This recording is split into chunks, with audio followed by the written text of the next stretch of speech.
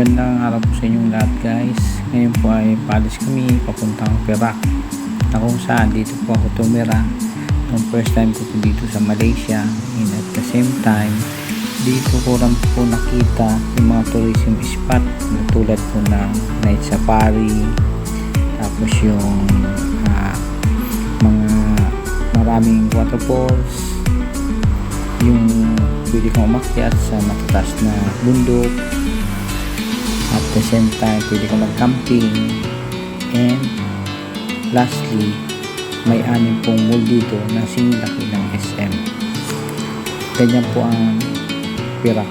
Dito po palang Perak na to, part po to ng Ipoh, na kung saan sila po yata yung pinaka maraming populasyon dito sa Malaysia.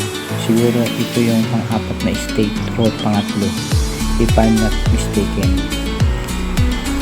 First time ko po mag-drive naman ng napakahabang oras kasi ito pong Perak galing dito sa amin siguro mga around 3 hours, pero dadaan naman po kami sa expressway. By the way, ito pong daan na dinaanan namin ngayon, yan, ito. Pag lagi kami lumalabas dito, lagi pong traffic, kaya doon po ako sa kabila dumadaan kasi nakakainip dahil 1 hour bago ka makarating doon sa traffic light. So yan lang guys, salamat po sa inyong panonood. In my next vlog, makikita nyo na po kung ano ang Perak. See you guys.